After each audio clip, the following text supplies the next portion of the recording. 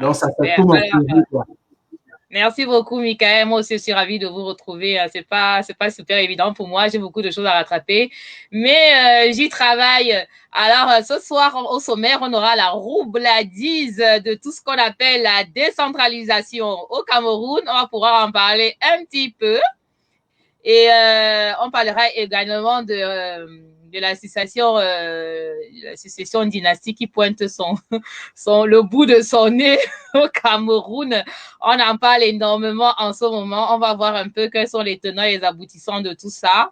Et ensuite, on aura le non moins très controversé sujet de ce moment également, l'audit de la SSCI. Michael nous a préparé quelque chose là-dessus, donc on va l'écouter un petit peu. Et en dernier, on parlera de cette affluence de task force qui en ce moment au Cameroun. On a une task force pour tous les grands sujets. On va pouvoir en discuter également. Donc, restez connectés. Et puis, comme on dit, hein, partagez le direct. Partagez le direct. Voilà, on va commencer. Alors, Michael, la roubladise de la fausse décentralisation, comme tu aimes bien dire. Est-ce que tu peux nous en dire deux petits mots, s'il te Tout plaît? à fait, Eva. Au fait, depuis que nous présentons des directs à United for Cameroun, on insiste et on dit aux gens que le régime néocolonial qui est au Cameroun n'a jamais évolué depuis 1957 et que par toutes sortes de roublardises, ils font ce qu'ils appellent des modifications du système électoral, de modifications de la constitution, et que finalement, il y a des changements et de l'évolution vers l'état de droit chez nous. Et c'est toujours la même roublardise. Au fait, la décentralisation qu'il y a eu chez nous dernièrement est une autre itération de ce genre de cette roublardise qui prétend avoir fait des choses alors que dans la réalité, tout est resté exactement comme c'était.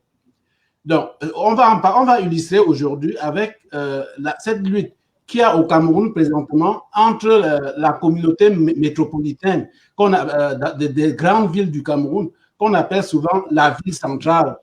Bon, on parle de communauté métropolitaine, mais c'est la ville centrale qui était avant dirigée par un délégué du gouvernement. Et les arrondissements qui constituent cette ville. Dans la loi générale pour les collectivités territoriales décentralisées, il semble avoir une bonne délimitation entre les pouvoirs de ces deux paliers de gouvernement. Mais lorsqu'on commence à mettre les choses dans la pratique, on se rend compte qu'en réalité, tout se passe par des détours, des passe-passe pour maintenir les choses comme c'était. Autrement dit, même si le délégué du gouvernement est présentement élu d'après la nouvelle version de cette loi sur la décentralisation, en réalité, ce délégué du gouvernement élu, ou bien cette ville centrale, agit toujours comme si rien n'avait changé dans le temps. En particulier, il se bataille pourquoi? Il se bataille pour le contrôle des différentes formes de paiement que les commerçants payent dans les marchés. La manne financière. Exactement. Donc, autrement dit, d'après la décentralisation, la loi générale sur les collectivités territoriales décentralisées, les limites des arrondissements sont bien claires. On délimite que tel arrondissement, voilà sa frontière, et tout ce qui est à l'intérieur, normalement, appartient à cet arrondissement. Donc, les différents marchés, sur le plan infrastructurel, appartiennent vraiment à l'arrondissement dans lequel il se trouve. Or, quand tu es propriétaire d'une infrastructure, mais tu perçois les loyers et tu perçois tout ce qui va avec. Or, dans cette même loi, il y a eu des passe-passe où on permet maintenant, on permet à la ville centrale, qui était supposée s'occuper des grands travaux et des projets structurants qui débordent le cadre de l'arrondissement, et d'accompagner les arrondissements dans la réalisation des projets, dont les arrondissements, en passant, sont les initiateurs quand ça concerne juste leur arrondissement. Mais la ville va maintenant prélever les loyers dans les installations de marché dans les arrondissements, les impôts libératoires, le paiement d'électricité mensuelle, les frais que les commerçants paient pour l'hygiène et salubrité, le droit même des places que les commerçants qui n'ont pas de comptoir ni de boutique à l'intérieur d'un marché payent. Juste l'espace public là, c'est la ville centrale qui vient collecter ces petits paiements là. Ce qui veut dire que les arrondissements se retrouvent avec rien du tout. Certains ont même essayé de construire eux-mêmes des nouveaux marchés, comme par exemple à Yaoundé 7, je pense. Le maire de Yaoundé 7, je pense qu'il s'appelle M. Tawamba, mais son nom n'est pas important. C'est juste de savoir que c'était un maire de la commune d'arrondissement. Alors, il a construit 60 boutiques. Et sa raison était que pour délocaliser aussi les commerçants qui allaient encombrer les rues et essayer de les faire partie de la rue et libérer la circulation, a construit 60 boutiques. Et le maire de la communauté urbaine est venu détruire tous les 60 boutiques, alors que ces 60 boutiques, en réalité, ont été construites avec l'argent du contribuable. Public. Mais Michael, je pensais que la décentralisation, c'était plutôt une réponse politique à ceux qui réclamaient le fédéralisme. Moi, c'est comme ça que j'avais compris le truc. Bon, toi, tu parles beaucoup du volet économique, mais moi, je me disais que on a tellement demandé le fédéralisme qu'ils nous ont servi ça en nous disant, écoutez, qu'est-ce que vous voulez faire avec le fédéralisme, puisque avec la décentralisation, vous avez les mêmes choses. C'est comme ça qu'ils nous ont servi un peu leur histoire. Exactement. Ils expliquaient aux gens qu'en réalité, ils ont donné tout ce que les Camerounais demandaient et les anglophones. Voilà. La décentralisation ferait exactement ce que les anglophones demandent et que ça pire même les House of Chiefs. On nous vantait que ça réglait toutes les problématiques de la décentralisation, mais ce n'est pas le cas. Parce que ce qui est grave, c'est que c'est rendu que ça cause de l'insécurité. Parce qu'à Yaoundé 6, toujours pour cette bataille-là, pour le contrôle des différents paiements que les commerçants font sur le marché, dans les marchés, et à la police de la ville, au 6e arrondissement à Yaoundé, la police de la commune d'arrondissement s'est battue publiquement avec la police de la communauté urbaine, toujours pour la construction des nouveaux marchés. Parce que c'est bien. Non, mais attends, Michael, tu dis qu'il y a la police de l'arrondissement et il y a la police de la commune urbaine? Oui, c'est comme ça existe comme ça. En plus de la police nationale? Exactement. Sauf que c'est quand même étonnant parce que souvent, ce que je vois à travers le monde, par exemple, il y a la communauté urbaine de Montréal, ici au Canada, qui embrasse toute la banlieue nord et sud de Montréal et de l'est à l'ouest. Donc, mais sauf que généralement, la police est la même, mais sauf que même si les gens s'organisaient pour avoir deux polices différentes, les deux polices ne font que protéger la société, les voir se battre à la place publique, chacun derrière son chef, le maire d'arrondissement, de l'autre côté, le maire de la communauté, pour la prébande. C'est ça la situation. Et à Douala, c'est à peu près la même chose. Bon, là, aujourd'hui, on le dit en termes d'infrastructures sur le marché et les différents paiements qui vont avec, mais cela se reflète dans beaucoup de domaines. On avait vu une école, un directeur d'école, ou bien c'était un maire d'arrondissement également, fermer une école qui est vraiment de son ressort, qui était même une école d'arrondissement, dans le but de diminuer la contamination de la COVID qui avait eu lieu dans cette école, c'est de libérer les élèves pour nettoyer et stériliser l'école. Et puis, le maire d'arrondissement, le préfet. C'était le préfet. Le préfet s'était opposé à ça. Donc, tu vois qu'à chaque pas où les collectivités locales font un petit pas dans une direction, c'est bloqué. Donc, l'intérêt de ce sujet, au fait, est de montrer aux Camerounais que la roublardise que nous avions dénoncée à l'époque, pour dire que ce n'est pas une décentralisation, c'est de la poudre aux yeux, c'est pour calmer les plaintes des citoyens en faisant croire qu'on aurait réglé des problèmes, mais dans le fond, ils gardent la centralisation extrême du pouvoir, le jacobinisme extrême, ce qui veut dire qu'en réalité, l'État colonial centralisé à outrance, tel que la France avait laissé en 1960, reste pareil et rien ne doit bouger. Et c'est le lieu de dire aux Camerounais que si nous ne nous levons pas pour prendre notre destinée en main et réellement décoloniser notre pays et pouvoir mettre sur pied les institutions qui sont propres à nous et que notre peuple puisse être capable de choisir lui-même ses dirigeants, nous n'avancerons jamais. On va nous mettre de la poudre aux yeux, croire qu'il y a eu des changements, croire qu'il y a eu ceci, croire qu'il y a eu cela. Mais lorsqu'on commence à aller vers la pratique, on se rend compte qu'absolument rien n'a changé. C'était ça. Et d'ailleurs, même, j'ai déjà aussi entendu toujours, pour illustrer cette décentralisation bizarre, c'est rendu que c'est le ministre de l'administration territoriale qui organise les successions dans les l'Amida au nord. L'Amido, ouais, ça c'était assez rigolo, ça nous a cassé de rire. Enfin, nous on savait pas, enfin, je dis casser de rire, attention, hein, c'est pas que je me moque, mais c'est la première fois qu'on entendait ça, qu'au Lamida, on dit que les Lamida ou les Lamido, ouais, voilà, qu'il y avait des élections là-bas, quoi. Non, on pensait que c'était des successions de père en fils, comme on voit ailleurs. Et apparemment, non. Et c'est l'une des conséquences de la décentralisation, Michael, cette élection-là. C'est ce que j'entends dire. Apparemment, c'est le ministère de l'AT maintenant qui gère, enfin, qui donne des recommandations pour les successions, de ce qu'on a cru comprendre, hein. D'où le caractère un peu curieux de cette affaire, avec l'éjection de Issa Yatou, hein, qui malheureusement a perdu cette élection-là. Alors, on se demande s'il n'y avait pas eu la décentralisation, est-ce qu'il aurait perdu l'élection? Peut-être qu'il aurait gagné haut la main, hein, on sait. C'est ça, effectivement. Moi, je pense que ça montre deux choses.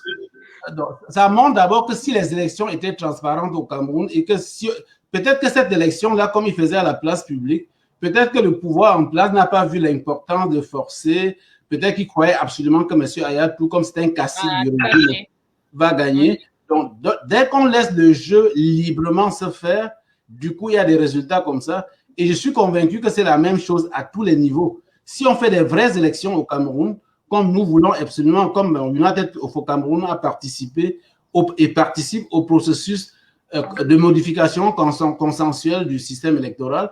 Si on fait des élections normalement de cette façon, les gens vont avoir des surprises. Mais la deuxième conséquence également est le fait que la tradition africaine, notre tradition qui nous définit nous-mêmes, va être maintenant envahie aussi par cet ordre colonial et en faire ce qu'il veut. C'est sûr que dans c'est désastreux. Moi, je trouve que c'est désastreux quand même d'aller comme ça jusque dans les traditions, les chefferies et tout ça, et de vouloir tout regenter à l'intérieur. Moi, je trouve pas ça terrible, quoi. Non, c'est vraiment, c'est détruire nos traditions et ce que nous sommes.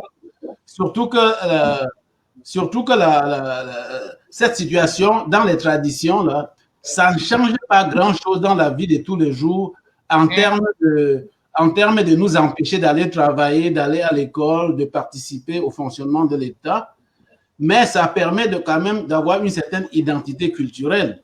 Si on commence à galvauder cette institution-là, je pense que nous perdons quelque part notre identité d'Africains que nous sommes. Or, comme vous voyez qu'au Japon, ils sont les plus développés, ils sont parmi les plus développés au monde, parmi les plus industrialisés, parmi les plus avancés dans tous les domaines, mais leur tradition est restée intacte. Parce que la modernité et la tradition ne sont pas antinomiques. Non. Mais le plus terrible de Michael, c'est surtout qu'ils font ça toujours à des fins politiques. C'est-à-dire, c'est même pas pour améliorer les choses, en fait.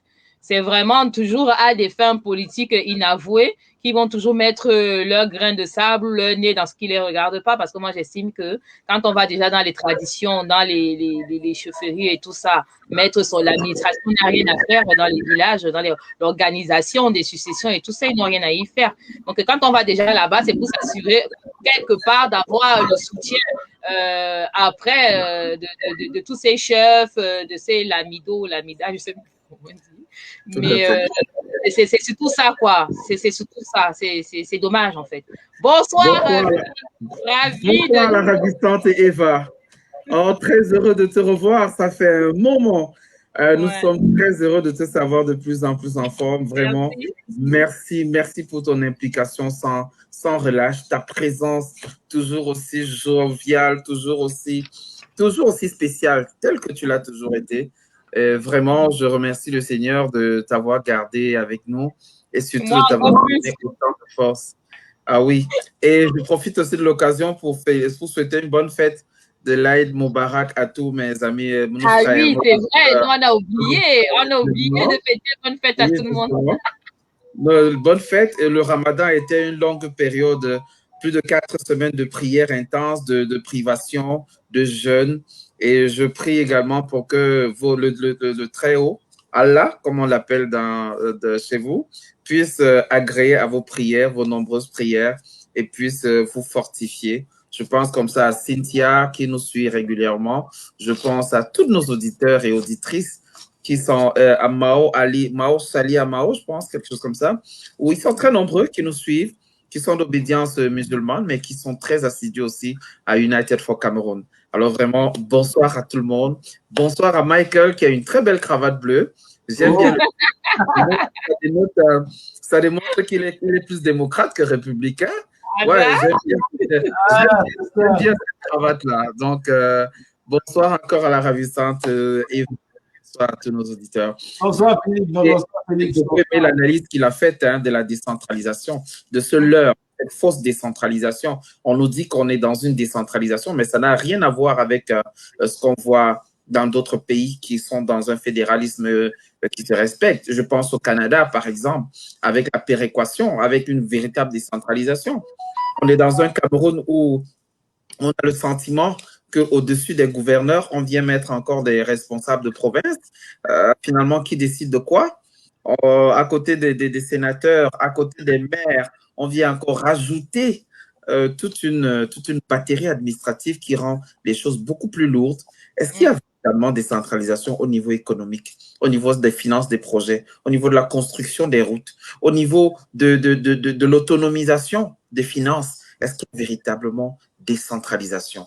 Et c'est là que je rejoins totalement l'analyse de Michael tout à l'heure pour dire on est dans une véritable fausse décentralisation.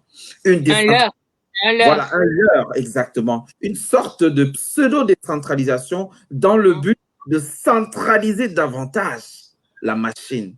Parce qu'ils savent qu'ils auront besoin d'avoir les bouchées doubles, les coudées franches à certains endroits pour continuer à bourrer les urnes ou alors à contrôler l'administration territoriale et mettre toujours leurs pattes sur le cou des Camerounais et leur empêcher de respirer. Nous sommes déjà à la 9e minute de George Floyd, qui est mort après 9 minutes et 23 secondes. Alors, il est urgent qu'on enlève ce genou sur le cou et que cette fausse décentralisation puisse tomber comme un château de cartes. Merci, Michael, pour cette analyse. Je pense qu'il n'y a vraiment rien à rajouter. Elle était limpide, claire et précise. On a d'ailleurs vu que cette fausse décentralisation, c'est un capitaine de l'armée qui devient maire de Garoua. C'est important de le dire. C'est un capitaine de l'armée. Il est capitaine de l'armée. Il s'appelle, si mon souvenir est exact, Ibrahim Rachidine. D'ailleurs, on a des gens qui ont été camarades de classe avec lui. Les élections, il a eu 7 voix contre 2 pour M. Issa Hayatou. On a le sentiment que M. Issa Hayatou était juste une sorte de vrai faux. C'était pour donner l'impression qu'il y a eu démocratie. De dire que oui. Faire valoir un peu. Voilà, un vrai faire-valoir, justement. J'ai l'impression que le jeune, s'il a été élu, c'est parce qu'il était meilleur que Issa Hayatou. Mais entre nous, soyons sérieux. On sait que Issa Hayatou a passé plus de 30 ans à la compétition. Alors, les rouages de la gestion, l'expérience, bon, je n'entre pas dans les détails. Alors, cette élection, pseudo-élection, cache beaucoup d'autres choses qu'on aura l'occasion de voir plus clair dans les jours à venir. Et juste pour compléter une dernière chose, au fait, pourquoi nous décrions cette fausse décentralisation? C'est parce que le jacobinisme et la centralisation extrême qu'il y a chez nous à un plus haut niveau, au niveau de l'ordre colonial, Parce que ce système a été mis en place sciemment. C'est parce que cette décentralisation extrême empêche nos pays de se développer. Et je dois dire nos pays parce que je compte des autres pays francophones de se développer de telle sorte que nos ressources restent toujours en jachère le plus longtemps possible. Tout à fait. C'est ça vraiment le vrai but. Le vrai but de mettre là le système au pays où il y a une personne au sommet qui contrôle tout le monde et puis la France contrôle ses chefs au sommet. Et ils savent que ça ne va pas fonctionner et nos pays ne vont pas se développer et nous ne serons pas en capacité d'aller épuiser et extraire nos ressources de façon optimale. Et de plus longtemps possible, ça sera comme un produit, une ressource de la France mis au congélateur, tel que nous achetons souvent des mets en garde. Dans 6 mois, on peut aller chercher. Alors que si on a des gens voraces dans la maison qui sont compétitifs forts, ils vont tout manger rapidement. C'est un peu ça. Et la dernière étape de cette décentralisation qui vient de réaliser et que beaucoup de Camerounais ne voient pas, on va en parler vers la fin, ces fameux task force. Oui, justement. Parce que qu'est-ce que cela a fait? Ils viennent de centraliser maintenant le gouvernement directement à la présidence. Tout à fait. Donc, c'est une étape exceptionnelle dans la centralisation. C'est-à-dire que la présidence qui est supposée être le conceptuel dans le pays, c'est-à-dire qui conçoit la politique et le gouvernement met en place, tel que le dit notre Constitution, ils viennent de centraliser même le gouvernement directement à la présidence. En tout cas, on en parlera dans le 4e point. Et c'est très important de le souligner. Effectivement, on est dans une centralisation, une archi-centralisation des forces, que ce soit sur le plan politique, administratif, économique. Nous en parlerons justement dans le 4e point. Voilà. Bon, tout à l'heure, on parlait des élections au Lamida, là-bas, ou du Lamido, pardon, excusez-moi. Hein. Ce qui nous amène au 2e point. Qu'est-ce qui se passe avec cette succession dynastique qu'on veut absolument nous vendre en ce moment au Cameroun? Alors là, je vais demander aux auditeurs de partager ce live. Voilà la fiche de Jeune Afrique du mois de mai. Qu'est-ce qui se passe avec Partageons ce live. Partageons ce live. Voilà la fiche de Jeune Afrique du mois de mai 2021.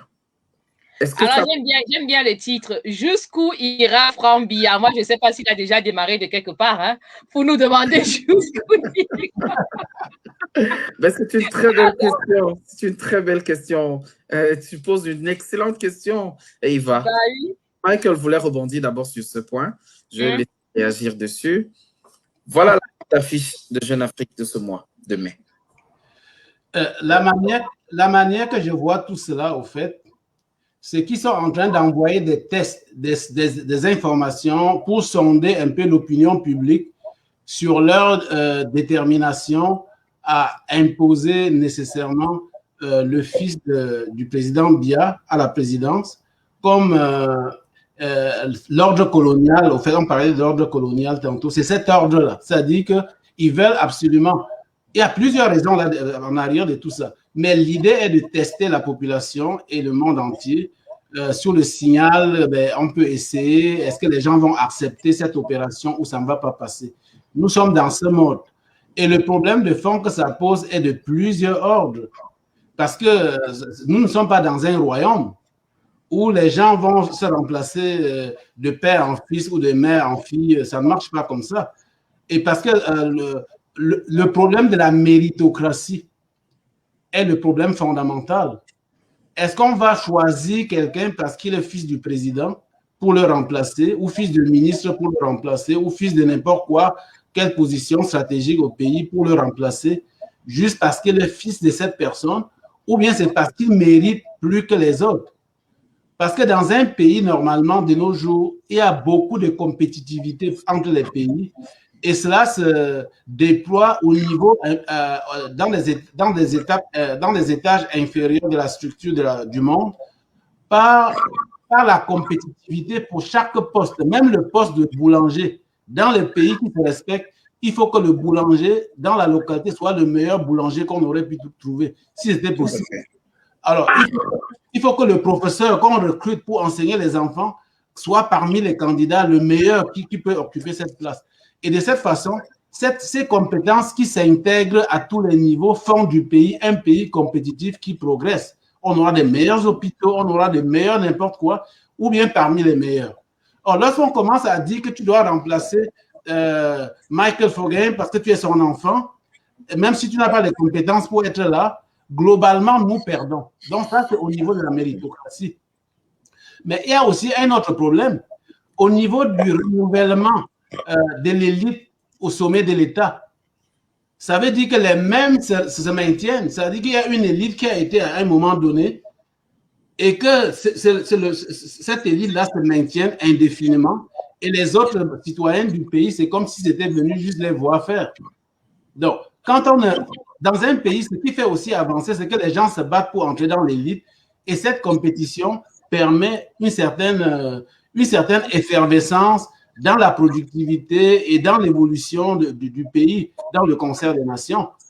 Bon, il y a aussi le problème de renouvellement, bon, j'ai déjà parlé de ce renouvellement, du processus démocratique.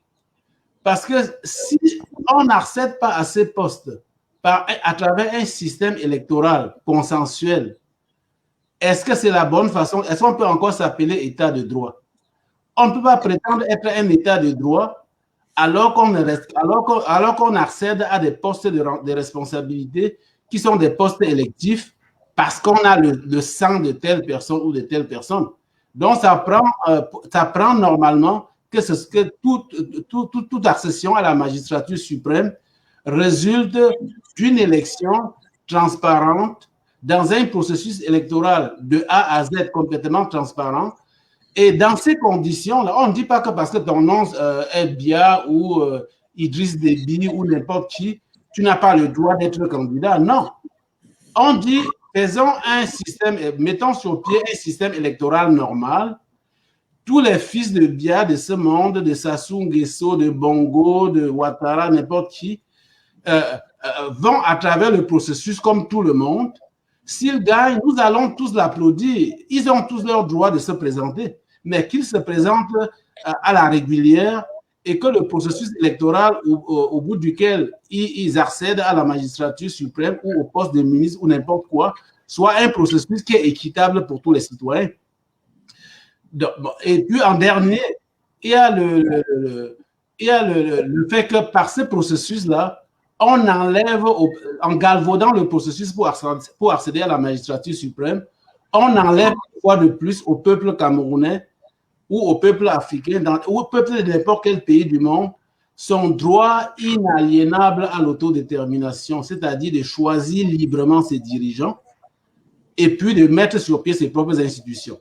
Or, si on vient imposer le Franck Bia, je n'ai rien contre lui, mais comme je l'ai dit tantôt, s'il va dans une élection à la régulière avec un processus électoral qui est consensuel et décolonisé par le système qui est actuellement en place, on va le respecter. On a vu aux États-Unis les enfants de Bush, on a vu plusieurs dynasties à travers le monde, mais son papa ne sortait pas et le mettait à la présidence. Son papa s'en allait et quelques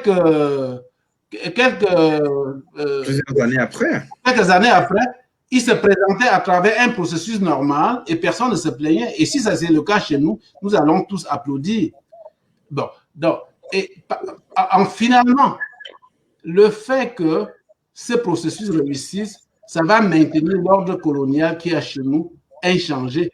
Ce qui veut dire que vous verrez que les réseaux de la France-Afrique vont beaucoup s'impliquer dans ce processus par tous les moyens, directement ou indirectement, parce que c'est la façon qu'ils ont utilisée dans les autres pays d'Afrique francophone pour maintenir leur ordre colonial sur place.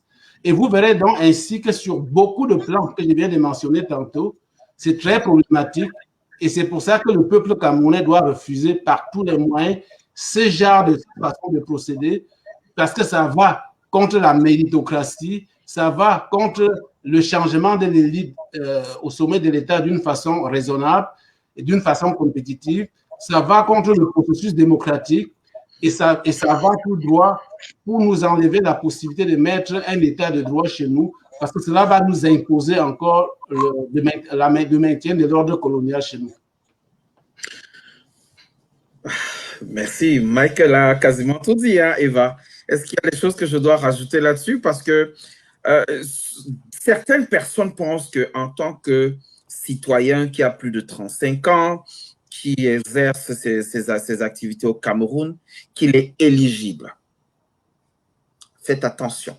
Alors, je tiens déjà à mentionner ma surprise de voir Chancel Leontine dans ce live.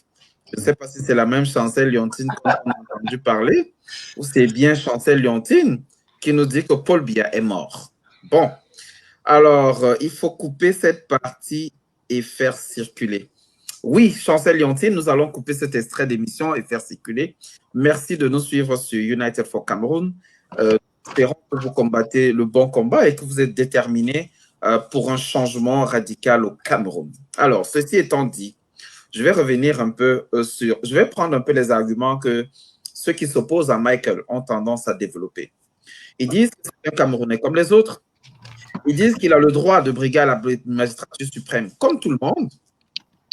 Ils disent également que, étant le fils du président de la République, il y a un monsieur d'ailleurs, monsieur Issoma, qui est d'ailleurs analyste économique et ingénieur statisticien économiste comme moi, mais son raisonnement, je suis surpris, qui dit, de toutes les façons, je reprends ses propos, il dit, Franck Biya est déjà à la présidence. Il est déjà là-bas, il a grandi là-bas, donc il connaît bien le milieu, donc c'est facile pour lui de gérer. Écoutez le genre de raisonnement qui sont mis en avant. Oui, ça c'est ce qui se dit. D'autres disent, il est mieux placé pour succéder à son père parce qu'il connaît mieux les consignes de son père et il connaît les rouages du gouvernement. Il a été présenté à des personnalités, il a été présenté à des parrains et donc il est mieux placé pour conduire les choses après son père.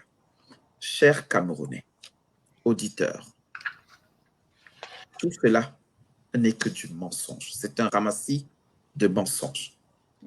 Franck Biya ne connaît pas le prix du pain.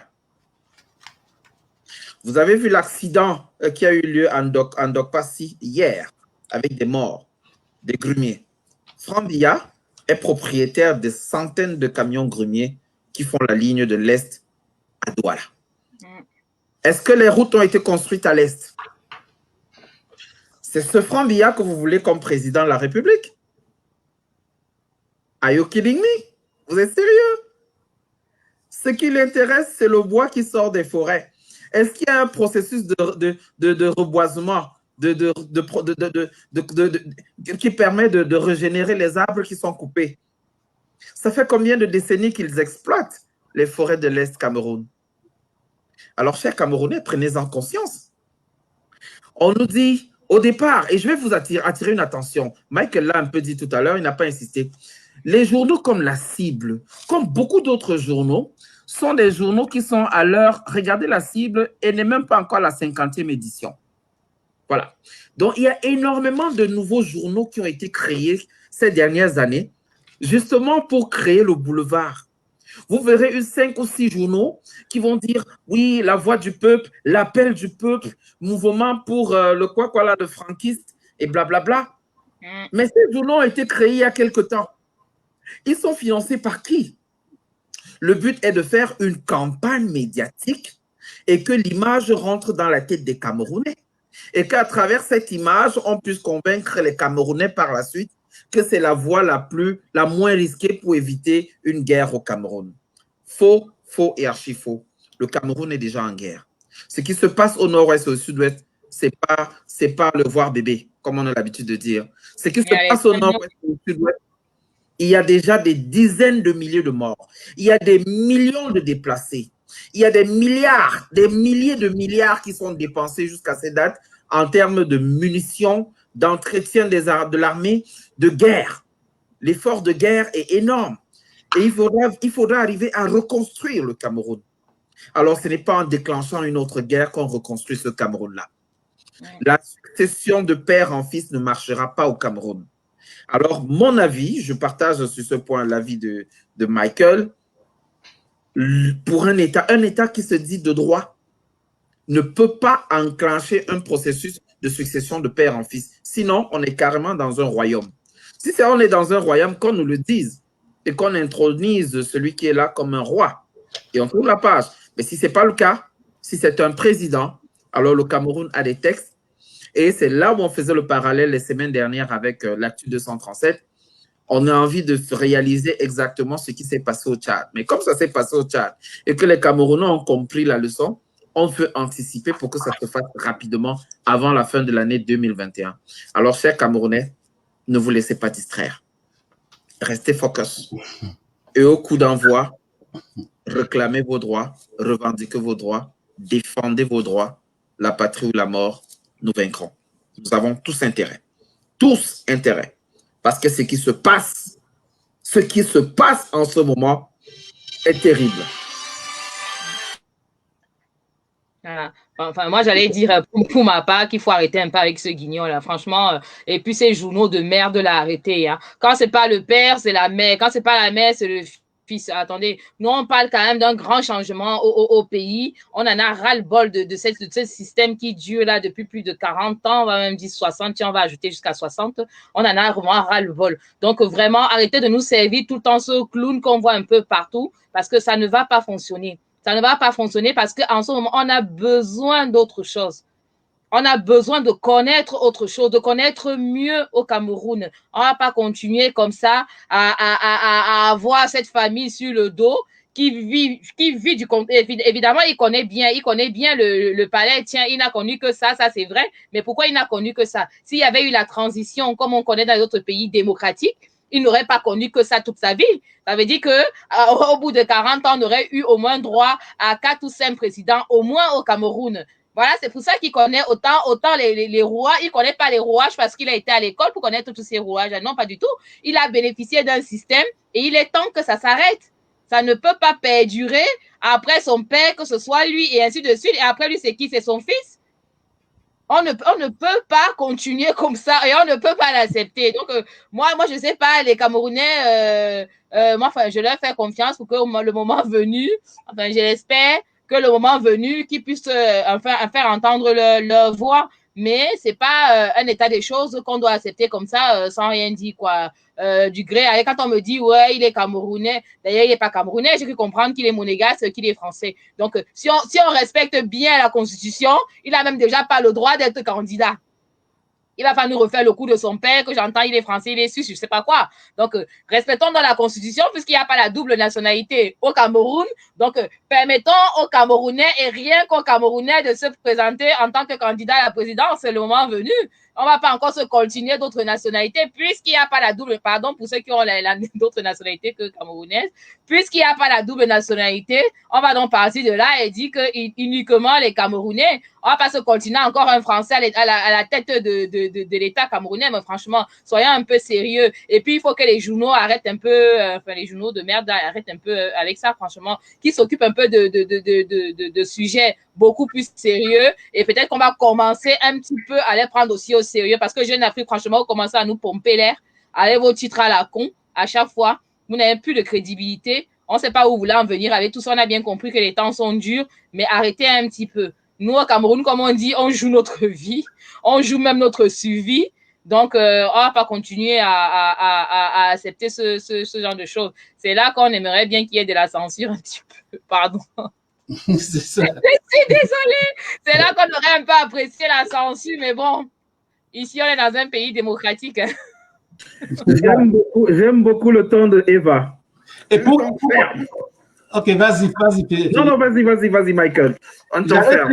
Tantôt, parce que l'argument, effectivement, qu'ils avancent, c'est qu'ils sont déjà habitués au réseau de la politique, du pouvoir, tout ça. Sauf que la grande question que ces Camerounais qui gobent de telles conneries devraient se poser, c'est de savoir. Et son père avait, lui, il était né en tant que président. Il était fils de catéchiste. Donc, au Cameroun, il n'y a pas d'autres fils de catéchistes qui peuvent être aussi présidents. Non. Donc, autrement dit, on ne peut pas dire que je suis mieux qualifié parce que je suis habitué à passer dans tel genre de building et dans tel genre de limousine.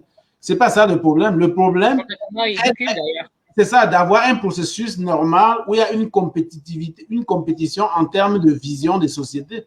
Parce que les gens croient qu'être à la présidence, là, c'est pas pour aller s'asseoir et profiter du pouvoir, là. Tout à fait. C'est pour concevoir la politique d'un pays. Parce que la présidence de la République, c'est le lieu où il y a toutes les activités conceptuelles de projection du pays, du développement du pays, de tous les aspects de la vie nationale. Ce n'est pas un endroit où on va s'amuser, ce n'est pas un royaume où on va s'asseoir et puis jouir de ce que les autres travaillent. C'est vraiment pas ça, là. Donc, de croire que parce que je suis habitué dans tel réseau, j'ai vu telle personnalité du monde, alors je suis le mieux placé pour avoir le pouvoir, c'est pas ça. C'est de dire, en termes des enjeux de notre société, c'est quoi que je propose comme solution aux Camerounais en compétition avec mes autres compatriotes qui, tout à fait légitimement, veulent avoir la même place.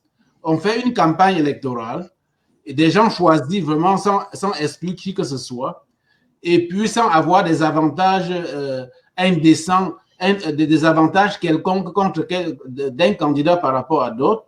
Et durant la campagne électorale, vous vendez votre projet de société et les Camerounais vous choisissent.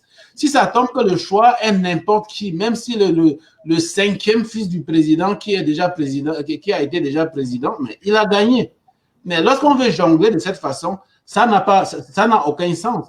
Et de toutes les façons, ils utilisaient souvent le jargon que le Cameroun, c'est le Cameroun.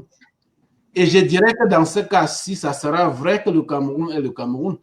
Parce que le Cameroun est le seul pays de l'Afrique francophone, le seul pays d'Afrique noire qui s'était battu malgré le peu de moyens pour son indépendance contre la France. Et je pense que les Camerounais montreront encore leur particularité, à savoir que si la France a réussi à faire cela au Togo, au Congo, au Tchad, et je ne sais pas où d'autres, les Camerounais ne sont pas ce pays-là.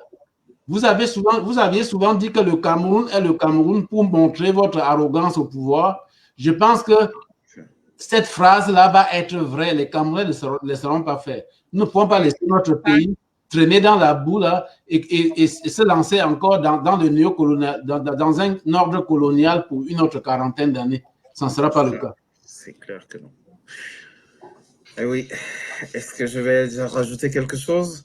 Je pense que Monsieur Frambia, s'il nous écoute, je sais qu'il est conscient que le Cameroun a des enjeux énormes en ce moment et que ça ne passera pas. Donc, qu'il prenne conscience de cela. S'il va avoir le sang des Camerounais sur les mains, alors essaye et tu verras.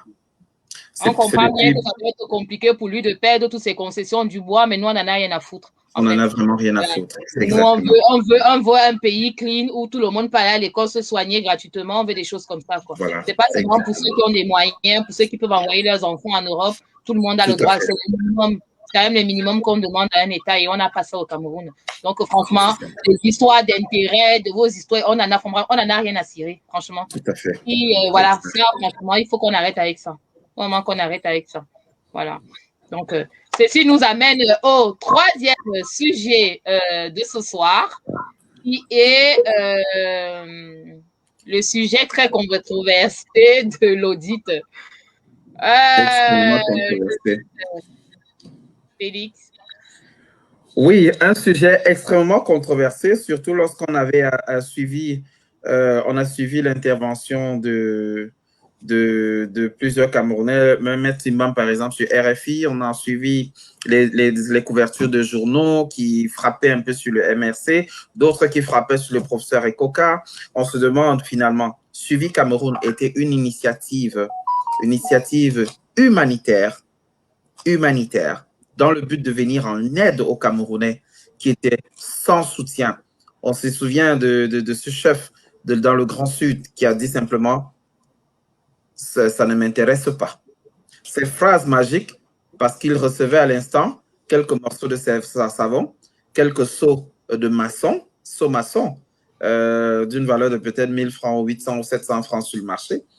Et lui, il attendait des gants, il attendait des produits désinfectants, il attendait un arsenal pour se protéger contre la COVID-19. Et l'idée est venue d'un Camerounais qui a lancé une initiative et qui a pris des tournants plutôt très impressionnants parce que c'est la première fois qu'on réussit à récolter autant d'argent en si peu de temps. Alors, il s'avère que parce que l'audit a été fait par une personne, ensuite par une deuxième personne, certaines personnes ont voulu s'en servir pour toucher plutôt non plus la personne, mais la personnalité politique. Alors, quelle est votre lecture, Michael Fogain? Et je prendrai également le point de vue de Eva, parce que je sais qu'elle n'était pas très au fait de la situation. Mais quelle est votre lecture, Michael? Nous allons demander également à tous les auditeurs de nous partager leurs sentiments en commentaire. Et nous allons faire un débat ensemble, comme si on était dans une grosse salle de conférence. Et tous les auditeurs qui sont là sont tous des conférenciers. Alors, la parole à tout le monde.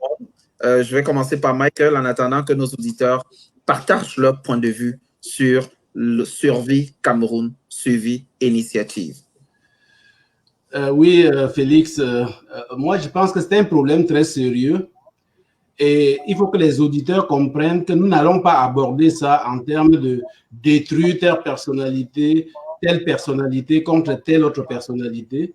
C'est de regarder vraiment objectivement la situation dans le cadre de notre combat que nous faisons pour avoir un état de droit chez nous, pour avoir une société démocratique, pour avoir une société où l'argent public dépensé, n'est-ce pas, est expliqué avec des audits clairs et nets pour montrer comment tout s'est passé.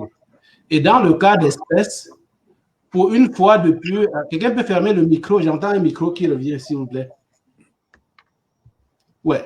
Dans le cas d'espèces, depuis 60 ans que notre pays est indépendant, pour la première fois, il y a une initiative qui, à la fin de l'initiative, a un audit.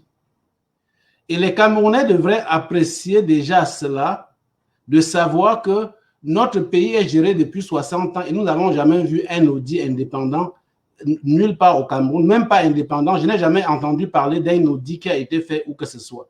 Or, dans le cas d'espèces, c'est tout à fait normal que s'il y a un audit, les gens puissent remettre en question le résultat ou telle procédure ou la manière que l'audit a été fait. Mais il faut que nos critiques soient appuyées par des éléments factuels, par un contre-audit, par une contre-expertise, par une enquête judiciaire, par exemple, mais que les gens le font pour contester le résultat qu'il y a devant nous. Pas que les gens disent « je crois ceci, je crois cela ». Ça devient comme une histoire des églises de réveil. Donc, c'est ça qu'il est question ici. Donc, ça prend finalement la forme, je vais dire, de diffamation, de calomnie, quasiment d'un complot organisé contre une initiative, contre un audit dont le résultat est là et que les gens peuvent discuter objectivement avec une expertise. On ne dira pas que quelque chose ne va pas, un audit, le résultat n'est pas bon parce que je dis que ce n'est pas bon. Non, on dit que ce n'est pas bon parce que je suis allé faire ma contre-expertise et je vous présente la contre-expertise crédible qui dit que telle conclusion que l'audit présente n'est pas vraie ou bien la méthodologie ne va pas et voilà la contre-expertise qui prouve que peut-être les données utilisées ne sont pas les bonnes. Pas qu'on commence à faire des allégations, parce que toute critique non prouvée, toute accusation non prouvée, partout dans le monde, s'appelle des allégations. Et nous ne pouvons pas détruire notre révolution, notre résistance, pour avoir un état de droit chez nous sur la base des allégations. Et lorsqu'on regarde effectivement les acteurs qui sont en train de propager ces nouvelles, que ce soit le réseau. Bon, on se rend compte que c'est le réseau de la France-Afrique et c'est surtout aussi l'élite néocoloniale qu'il y a au Cameroun. Et cela se fait dans un contexte où le gré à gré se prépare. Donc, il faut que les Camerounais, lorsqu'ils écoutent ces informations, qui ne sont pas validées, et je tiens encore à réitérer que c'est tout à fait normal de critiquer n'importe quoi dans un état de droit. Mais la critique ne veut pas dire bavardage. Ça veut dire d'avoir une contre-expertise clairement faite qui soit valable et d'avoir un contre-audit et d'avoir peut-être même une enquête judiciaire. Sauf que l'enquête judiciaire n'a jamais été faite par celui qui présente son audit. Parce que je n'ai jamais vu nulle part au monde où on demande à un accusé d'aller chercher des preuves pour aider son accusateur. Partout dans le monde, le fardeau de la preuve, ce qu'on appelle l'onus de la preuve, est toujours sur celui qui accuse. Si je prépare mon audit et je viens présenter au public, celui qui n'est pas content des résultats doit aller chercher des preuves pour prouver pourquoi la personne n'est pas contente. Ce n'est pas à moi d'aller dépenser pour faire mon audit et n'importe quelle rumeur dans le quartier, je m'en vais me battre pour aller chercher la preuve, pour montrer que ce que l'autre dit n'est pas vrai. Non, c'est celui qui accuse partout dans le monde qui doit aller prouver son accusation. Sinon, ça ne vaut absolument rien, ça devient du commérage. Tout à fait. Pour revenir sur un aspect, Michael, tu parlais de l'audit. Déjà, il faut saluer le principe de l'audit en lui-même, de faire un projet et de se dire qu'est-ce qui n'a pas marché, à quoi sert un audit, à évaluer la qualité d'un travail fait, à évaluer aussi si jamais il y a des faiblesses et voir qu'est-ce qu'il y a à améliorer la prochaine fois. Je pense qu'aujourd'hui, United for Cameroon s'est servi de cet exemple de suivi Cameroun pour s'assurer que sa plateforme n'est pas le même type de convertisseur et éviter d'avoir ce genre de problème qui est un bug informatique, par exemple. Donc, il ne faut pas simplement voir l'aspect selon lequel on a fait un audit et il y a eu des conflits par après, mais il faut voir les leçons qu'on tire derrière une initiative qui devient par-dessus tout une grande première dans l'histoire du Cameroun et dont on peut se servir non seulement du bon côté, mais du mauvais côté aussi pour rectifier demain et faire quelque chose de mieux. Donc, si aujourd'hui, on lançait une autre initiative avec les nouvelles vagues, les variants de virus au Cameroun, quelle serait votre réaction? Est-ce que vous allez cotiser à nouveau?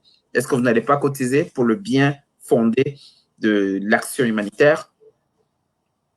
Je vais poser la question à Eva, par exemple, et Michael va rebondir après aussi. C'est ça. Je pense que Eva a beaucoup apprécié. Elle fait partie des gens qui ont contribué longuement dans cette initiative. Elle a beaucoup apprécié l'idée et elle était un peu déçue de la réaction des gens après l'audit, un premier audit, un second audit, et après les gens en font une distraction, comme certains l'appellent.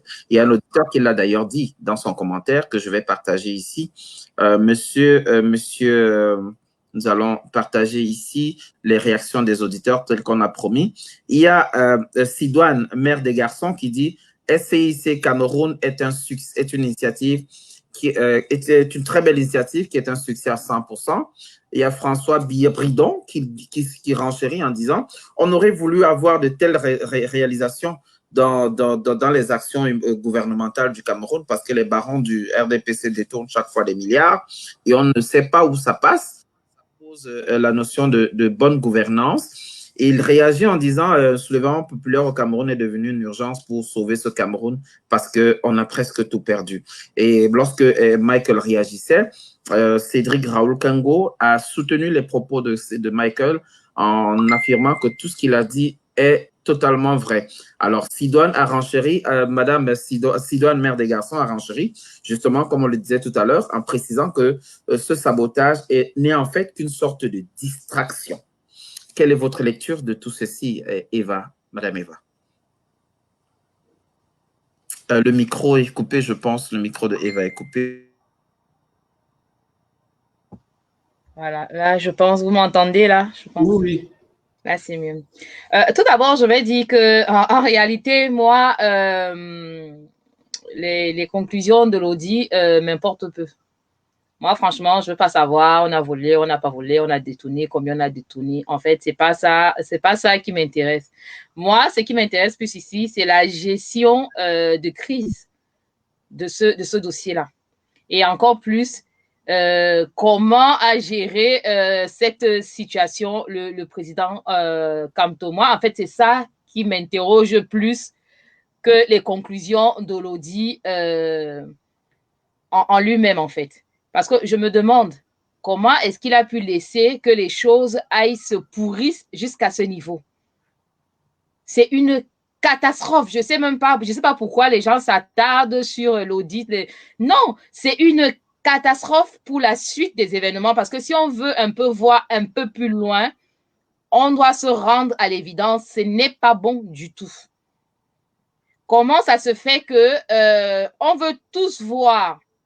Je pense que la majorité des Camerounais ici veulent voir accéder le professeur Kamto à la magistrature suprême. Ça veut dire qu'on veut qu'il soit le prochain président de la République, quand il sera le prochain président de la République, il va être le président des armées, il va être le président du peuple camerounais, il va être le chef de l'État, avec en bas de lui un premier ministre, enfin si la configuration reste la même, il y aura donc à ses ordres le gouvernement, l'armée et tout ça. Donc quand on entend que quand il donne un ordre,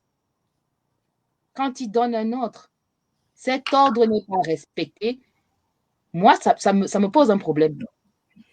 Ça me pose un problème. Et que derrière, il ne fasse rien, qu'il ne réagisse pas plus que ça. Moi, c'est ça qui me questionne. Moi, l'audit, franchement, c'est quelque chose de secondaire. Je veux dire, c'est pas important. C'est vraiment pas important. Ils ont fait le job. Il y a eu des fonds qui sont rentrés. On a vu ce qu'ils ont fait avec l'argent. Qu'il y ait eu des détournements ou pas, ça, franchement, ça n'a vraiment pas beaucoup d'intérêt parce que le job a été fait.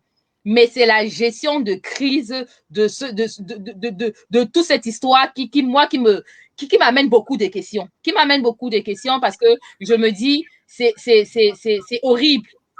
C'est horrible. On peut mettre ça sur le compte d'une mauvaise communication qui va non, mais moi, je ne parle pas de la communication, c'est quelque chose, Félix. Tu peux mal communiquer, mais tu dois faire des choses. Il aurait dû couper les têtes. Je vais même dire trancher les têtes. Il doit trancher les têtes. Ah non, mais attends, soyons sérieux. Il doit trancher les têtes et le plus vite possible. On ne peut pas raisonnablement, hormis cette histoire d'audit, dire que voilà quelqu'un qui va demain, mais vous vous rendez compte un peu? Demain, il est président de la République. Il appelle son chef du gouvernement. Je veux que tu fasses ci. L'autre rentre, il dit qu'il ne fait pas. Et toi, tu ne réagis pas? Parce que tous les yeux, malheureusement, sont tournés vers lui. On ne va pas dire le contraire ici. Il est l'espoir de tout un peuple en ce moment. Il est l'espoir de tout un peuple. Heureusement que... Il a pu laisser ces situations pourries. Pourries parce que la situation, elle est catastrophique. Elle est catastrophique. On peut dire... on mettra ça sur le... Oui. Eva, j'entends quelques personnes qui parlent comme ça en parlant parce que de toute façon, l'influence du président Kamto pour l'instant, parce qu'il dit président de son parti, eh bien président élu, si on peut le dire, est dans le cadre de son parti. Il n'a ni la police, ni l'armée, pour implémenter quelques réprimandes que ce soit. Donc, les gens vont penser que parce qu'on a accusé tel ou tel dans son parti, il aurait dû prendre une décision parce que la justice n'est pas une justice. Michael, excuse-moi, moi je ne parle pas d'accusation. Je ne parle pas d'accusation. Je parle d'ordre direct. Je parle d'ordre direct. Je dis dans un ordre direct. Il appelle, il dit à quelqu'un, fais comme ça, je veux que tu fasses ça. C'est ça. Écoute. L'autre ne fait rien. L'autre ne fait rien. Et lui qui ne fait rien. Ça veut dire que Mika, je suis désolée, hein, ça ne va pas plaire à beaucoup, franchement. C'est pas grave. On est dans un débat. Donc, ça veut dire donc qu'il n'a pas de pouvoir sur les membres de son parti. Et si, ok, on va laisser Michael réagir. Voilà, il va chuter. Oui, Michael. Parce que ce qu'on dit, au fait, ce que cela résume, parce que j'entends beaucoup qui parlent avec cette hargne et le fait qu'ils sont déçus, ça veut dire que sur la base de n'importe quelle accusation, Maurice Kamto aurait dû prendre une décision. Parce que celui, et justement cette attitude qu'il a eue, moi j'apprécie beaucoup, parce que ça veut dire que dans un état de droit, pour que Maurice Kamto prenne une décision pour sanctionner qui que ce soit, il faut que les preuves factuelles soient là. Et il n'y a jamais eu une cour, parce que ceux qui se plaignaient contre le membre du MRC en question, il y a le système judiciaire qui existe. S'il y a vraiment du fondement, quelqu'un va prendre ça et aller se plaindre à la cour. Mais le professeur Kamto ne peut pas empêcher que le processus judiciaire suive son cours. On ne peut pas être entre nous les Camerounais juste parce qu'on a un problème ou une perception de problème avec un membre du MRC, penser que le président du MRC ou de n'importe quel parti en passant, parce que moi je ne voulais pas citer j'aime parler par principe, dans un parti politique donné, si les gens croient que tel dirigeant régional ou départemental se comporte de telle façon, si rien n'est fait, je m'en vais à la Cour de justice, je me plains parce que c'est quand même une institution qui est incorporé, qui est officiel, comme n'importe quelle institution. Si ces gens qui crient comme ça ne sont pas allés à la cour de justice se plaindre contre ces personnes-là, pour moi, ça reste des allégations de la parole de tel... Non, Michael, c'est factuel, c'est pas des allégations, c'est factuel. C'est pas des allégations, c'est factuel. L'ordre n'a pas été respecté. Moi, je suis curieuse de savoir pourquoi un ordre qu'un supérieur hiérarchique, parce que c'est quand même ça. Pourquoi un ordre supérieur n'a pas été respecté et que le supérieur hiérarchique derrière n'a pas sévi?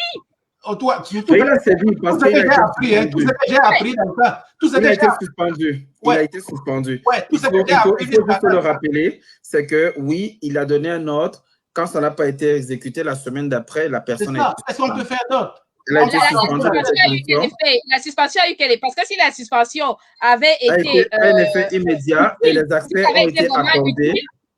Si ça avait été accordé, on ne serait pas arrivé à ce résultat-là. Moi, je suis désolée. Hein. On est en révolution. On veut que les choses changent. On veut un nouveau Cameroun. Mais il faut savoir que, comme maintenant, aujourd'hui, si on n'a pas de route, on s'en réfère au président de la République. C'est pareil, ça va être... Même avec le président Kamto à la tête du Cameroun, ça va être la même chose. Donc, il faut qu'on commence maintenant. Si on a des choses à lui reprocher, on ne passe pas par 4 chemins et on lui dit. Et moi, ce que je dis, c'est que ce dossier a très été mal géré. Je suis désolée. Moi, je ne suis pas dans le MRC. C'est vrai, je ne suis pas dans le secret des dieux. Je ne suis pas en train d'agir. Martin Dong est d'accord avec toi. Je me base juste sur les faits et je dis que ce n'est pas des choses que moi j'ai envie de voir de quelqu'un qui demain aura la main sous ses ordres, aura 25 millions de Camerounais à gérer. Mais c'est ça ce qui est intéressant. Quelqu'un lui dit que non, lui n'a pas la main. Tout à l'heure, Eva. On veut justement qu'il accède à la potion. Justement. Et c'est des occasions comme ça qui nous permettent de voir avec qui il travaille. L'image que ça nous donne malheureusement, c'est quelqu'un de lassiste. C'est pas quelqu'un qui s'est tapé sur le poing sur la table. C'est pas quelqu'un qui s'énerve, qui tranche. Moi, je parle même pas de couper les têtes, c'est de trancher. C'est l'image que ça donne. Et moi, ça me met extrêmement mal à l'aise. Ça me met encore d'autant plus mal à l'aise que ça a divisé profondément les résistants. Ouais. Ça a divisé profondément les résistants, cette histoire. Donc, maintenant, on se retrouve. Maintenant, on se retrouve. Permettez-moi juste de finir. Je vais finir par là. Maintenant, on se retrouve avec les pro-régime actuels. Hein. On se retrouve avec les pro-Kamto et on se retrouve avec les autres. Et la majorité, c'est maintenant les autres. C'est-à-dire que la majorité qui est silencieuse, qui observe tout ça, les gens s'insultent, les gens, il y a de la boue partout. Et ça éclabousse tout le monde. Et il y a les choses. Donc, c'est la manière dont ce dossier a été géré, pour moi, c'est une catastrophe. C'est vraiment une catastrophe. Je suis désolée, mais je me dis que une fois de plus, quand quelque chose ne va pas, on s'en prend à la tête. Moi, je ne vais pas aller chercher les alliés, les quoi. Moi, je ne m'intéresse pas à ça. Ça, ce n'est pas mon propos. Je sais que quand quelque chose n'a pas marché, quand une entreprise ne marche pas bien, on s'en prend toujours à la tête. Ne faisons pas comme si on ne peut rien dire à la tête et qu'on va aller s'en prendre aux autres qui sont dans les systèmes parallèles. Je suis désolée. Donc, moi, je dis ce dossier a été très mal géré. Je ne sais pas comment on va s'en sortir, mais pour moi, ça reste une catastrophe. D'accord, c'est bien noté, Eva. On va rebondir sur ce point. Avant que Michael intervienne, je voulais rappeler que dans la chronologie des événements, il y avait un accord entre Survie Cameroun Initiative et le MRC Europe. Le MRC Europe, parce qu'on sait tous que pour déjouer les pièges liés au régime en place qui ne voulait pas de cette initiative, ouvrir ce compte au Cameroun aurait été suicidaire. Alors, ouvrir ce compte au Cameroun, dans un sous-compte MRC à Yaoundé ou à Yafisland, le processus aurait été bloqué. La preuve, Orange Money et MTN Mobile Money qui ont des millions de francs CFA actuellement, ont eux aussi été bloqués par le pouvoir en place. Alors, il fallait l'ouvrir hors du Cameroun et dans une structure avec laquelle il aurait été facile d'agir rapidement parce que c'était une initiative urgente. Face à l'urgence, il a donc fallu le faire avec MRC Europe.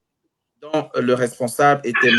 Joko, et le responsable du suivi Cameroun, qui est le professeur Christian Penda Ekoka. Donc, il y a un accord que vous avez d'ailleurs vu dans la documentation. Il y a un accord qui a été signé en avril 2020 et le principe a commencé et le travail a commencé. Et justement, au moment de demander les accès pour l'audit un audit interne, on a eu le sentiment que X ou Y ne répondait pas. Mais après avoir parlé avec les différentes parties, ce qui se passe, c'est qu'en fait, les accès au départ du sous-compte devaient passer par le compte principal.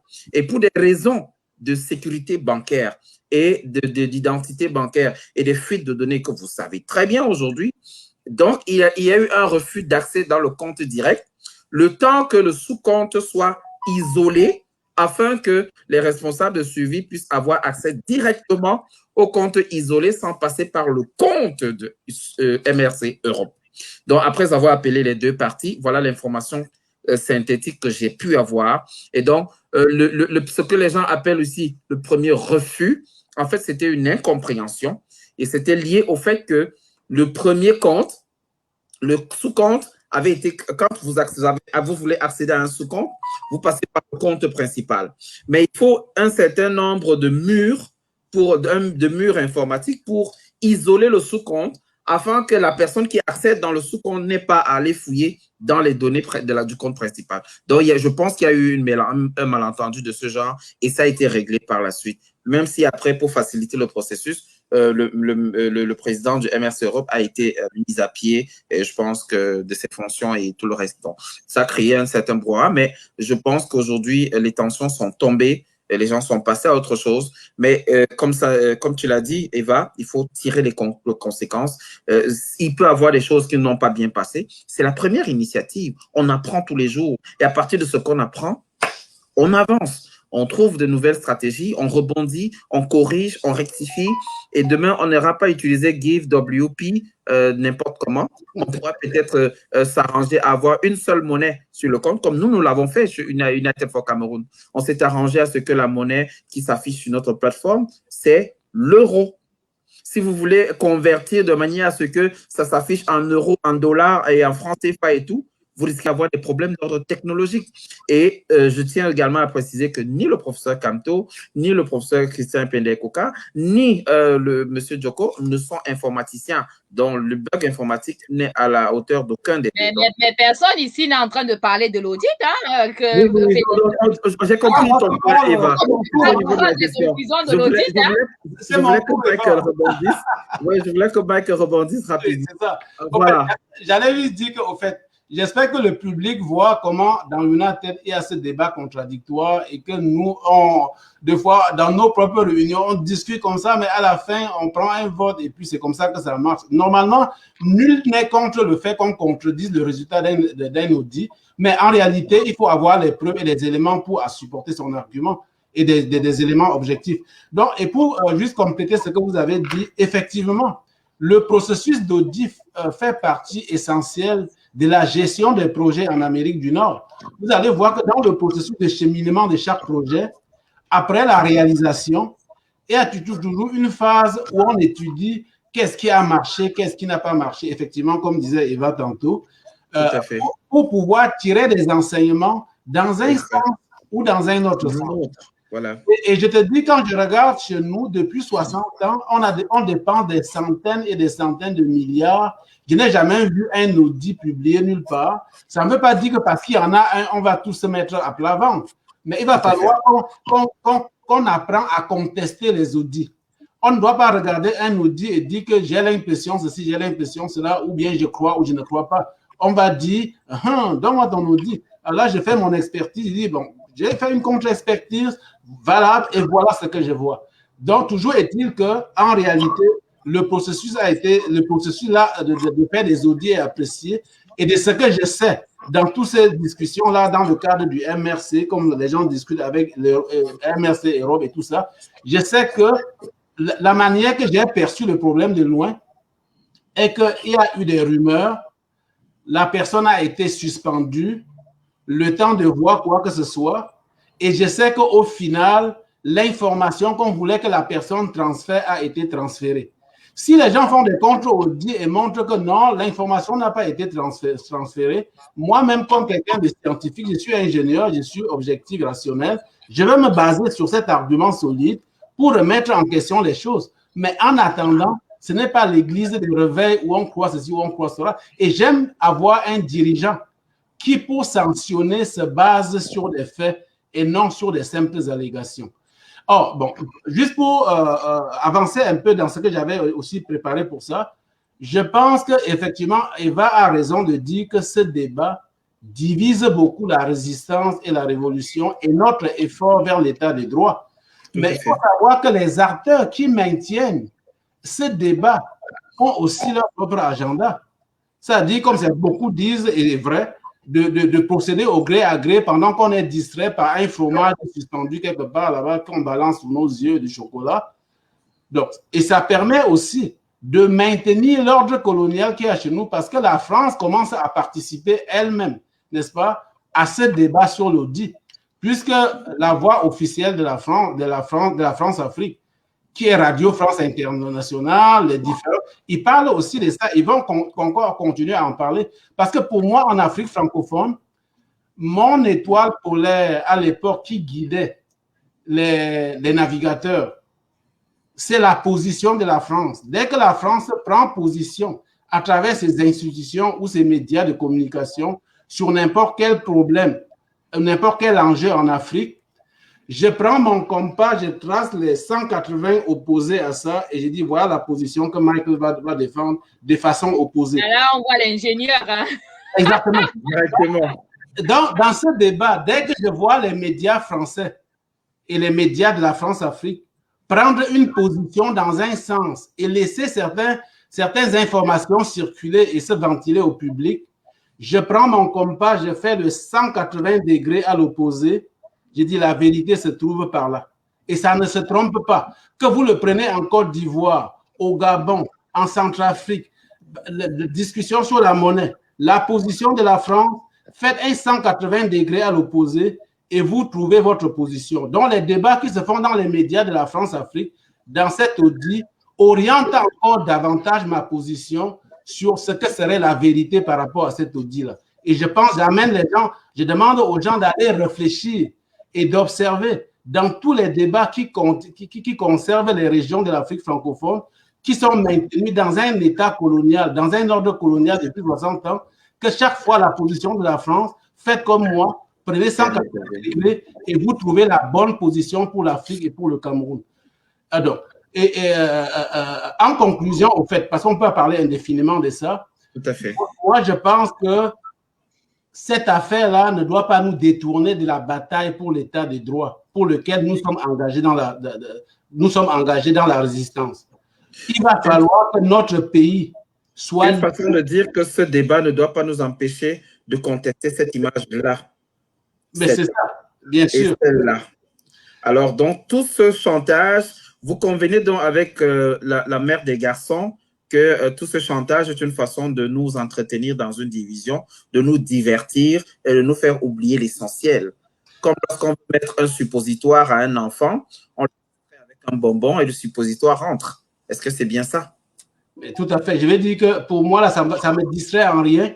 Je suis dans ce combat de façon totale, n'est-ce pas? Parce que je me bats pour qu'il y ait un état de droit chez moi, dans mon pays natal, pour que notre peuple puisse avoir sa souveraineté à choisir ses dirigeants, sa souveraineté à mettre ses institutions et que les Camerounais vivent vraiment dans un cadre d'état de droit et s'épanouissent dans leur potentiel naturel.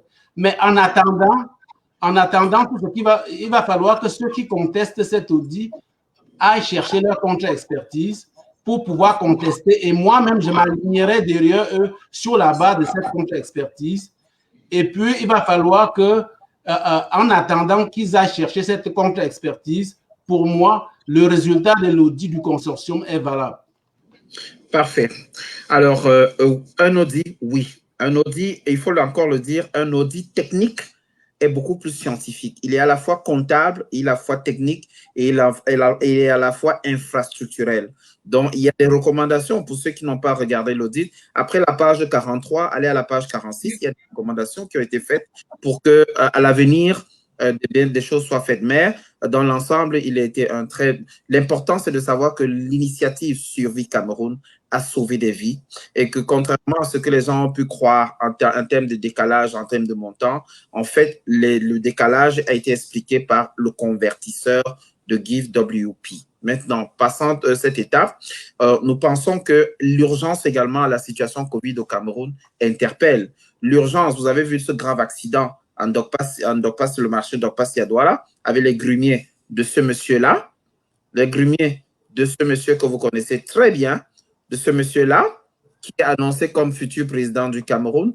Ce sont ces grumiers qui ont fait des morts hier dans la nuit à Douala et continuent de faire des morts. Il n'y a pas de reboisement, il n'y a pas d'entretien de notre forêt. Tout est bien épuisé. Est-ce qu'il faut continuer à les épuiser, nos forêts, pendant 40 autres années et peut-être même plus? À vous de répondre. Alors, chers Camerounais, chers compatriotes, ne dormez pas. Alors, il y a Serge qui soutenait, il y a Serge Gislain qui soutenait Mordicus Eva. Également, Pat Eyebe, Pat et notre frère Martin Dong Eyebe, Martin Dong Eyebe, qui est d'accord avec le point de vue de Eva et qui dit, bien sûr, on peut ne pas être d'accord sur tous les points, mais se respecter les uns les autres. Oui, elle a donné un point de vue, mais tout en respectant les acteurs de cette affaire, nous ne sommes pas dans les insultes. On reste dans le respect et on se dit, peut-être qu'il y a des choses qu'on aurait pu mieux faire. Peut-être qu'on aurait pu mieux communiquer. Peut-être qu'on aurait pu taper sur la table. Mais le fait est là, les retombées sont très positives et il faut maintenant penser à resserrer les rangs. Resserrer les rangs pour faire face à ce suppositoire qu'on risque de rentrer dans le derrière-train du Cameroun. C'est-à-dire, du jour au lendemain, nous sortir un foulard blanc et nous dire, voilà le nouveau président de la République. Il y a Agnès Lendy qui réagissait d'ailleurs en disant, elle est tout à fait d'accord avec l'approche de Michael. Chaque fois que la France dit A ou bien qu'une sur RFI, alors elle prend carrément l'opposé, elle prend 180 degrés, elle se met à l'opposé pour voir son point de vue véritable. Donc, voilà, Cédric est content de l'analyse que nous avons faite. Voilà, tout a été dit et il y a un utilisateur qui a été bloqué, Carly seul, qui a tenu d'ailleurs des propos très injurieux. Nous n'allons pas reprendre ici. Alors, nous allons rester dans une discussion saine, respectueuse, respectable, comme on a l'habitude de le faire. On n'est pas obligé d'être d'accord sur tout, mais on reste quand même des frères et sœurs d'une même mère. Nous sommes tous Camerounais. Et nous voulons un Cameroun nouveau. Nous voulons un Cameroun magnifique. Nous voulons un véritable Cameroun. Nous voulons un Cameroun qui est un état de droit, dans lequel, que vous soyez du nord, du sud, de l'est à l'ouest, vous vous sentez aimé, vous vous sentez heureux chez nous, chez vous, parce que c'est chez nous, parce que c'est notre patrie et parce que c'est ensemble que nous allons construire ce pays. C'est ensemble, la main dans la main, et également en tenant compte de nos reproches, de nos revendications, de nos corrections, qu'on pourrait être meilleur demain. Alors, nous allons nous concentrer pour travailler dessus. Et malheureusement, nous avons la COVID-19 au Cameroun qui fait des ravages. Et après la task force de la CAN 2017, glissement 2019, non, la CAN 2022, ça a tellement glissé, hein? 2019. Donc, j'ai envie de dire qu'il y a eu glissement. C'est ça. De 2017 à 2019, 2019 à 2022. Et donc, j'allais dire, la task force de ces stades-là, donc, on se souvient que le Cameroun a eu l'attribution des stades en 2014-2015 par la CAF. Et en 2020, les stades ne sont pas prêts. Et en 2020, on crée les task force. C'est ça. 2020, on se prépare pour les... 2021, on a encore parlé des task force et des détournements des fonds publics. Et maintenant, on se prépare pour une future compétition en allant emprunter de l'argent. Quelle est la lecture que vous faites de cette notion de task force au Cameroun? Et il faut le rappeler, hein, une task force, contrairement aux autres systèmes qui lancent des appels d'offres, la task force le fait de gré à gré. Vous voyez que ce mot revient régulièrement, le gré à gré. On donne les marchés de gré à gré. Comme le document que vous avez vu circuler tout récemment, où le secrétaire général de la intimait l'ordre au ministère de la Santé de donner des marchés de gré à gré de 2,5 milliards, 3 milliards à X, Y ou Z. Quelle est la lecture que vous faites des task force la CAN? Maintenant, on parle des task force COVID-19, sachant que le Cameroun est poursuivi pour avoir dépensé beaucoup trop d'argent. Non seulement beaucoup trop d'argent, mais pour avoir mal géré les fonds Covid. La mafia des tax force. Voilà le grand titre du messager. Quelle est votre lecture? Eva Oloa, je vais commencer par là. Encore, comme d'habitude, c'est encore une fuite en avant. Hein. Je veux dire, on crée des task force pour empêcher d'autres d'aller voir ce qui se passe réellement dans toutes ces histoires-là. C'est surtout ça. Hein. Comme ça, on vous dit non, ne vous inquiétez pas. Eux, ils vont tout regarder, ils vont tout gérer, ils vont vous dire après, ils vont venir vous rendre compte après. Comme ça, vous êtes bien endormis. Vous n'allez pas chercher plus loin que ça, quoi. C'est surtout ça, les histoires de task force. Hein. Ça sert qu'à ça, quoi. Tout centralisé, comme a dit Michael, hein, comme ça, tout le monde, eux, ils sont là-bas, ils gèrent, ils font leurs petites affaires, leurs petites magouilles, comme d'habitude, et vous n'avez qu'à rester là à attendre. Donc, on ne va pas vraiment, on voit pas trop ce que ça change à leur manière de fonctionner. Hein. Ça ne change pas grand-chose. C'est juste un nouveau mot, un nouveau concept pour encore cacher leur incompétence, parce que c'est surtout ça, les task force-là. Hein. C'est surtout masquer toute leur incompétence. Hein. Ça ne sert pas à autre chose que ça, hein, comme d'habitude, hein, en fait. Donc, voilà, moi, tout ce que j'ai à en dire. Moi, je ne vois pas trop... ça n'a vraiment pas aucun intérêt. Ça n'a aucun intérêt pour moi, quoi. Franchement. On ne t'entend pas, Félix. Ah, ok. Désolé, j'avais coupé mon micro. Alors, Eva est totalement... très déçue. Tu fais partie d'ailleurs de celles qui sont les plus dures hein, quand on parle de la gouvernance au Cameroun. Oh, Eva, et pour elle, s'il fallait brûler tous ces gens qui gèrent le Cameroun, brûler vif avant de régénérer une nouvelle génération de Camerounais. Comme quelqu'un dit, ils ont tout avant de ramasser. Voilà, c'est ça. Alors, Michael a un avis un peu plus... il est un peu plus... il arrondit un peu les courbes. Quelle est la lecture qu'il fait des task force aujourd'hui? On a eu la task force Chan qui a englouti 3 000 milliards de francs. Mon Dieu. 3 000 milliards de francs. Et tout récemment, il cherchait encore à emprunter 135 milliards. Et il y a eu ces mouvements de la basse en Europe, à Paris, à Londres, au Canada, à Toronto, un peu partout, pour refuser les emprunts sans audit. Michael, aujourd'hui, on nous parle de la task force et vous avez vu ce grand titre du messager où une vingtaine de ministres étaient impliqués dans le détournement de ces fonds. Quelle est votre lecture? Le micro de Michael. Oui, Michael, on t'entend. Donc, je disais que ma lecture va au-delà de ce que les médias que j'ai regardés jusqu'à date mentionnent.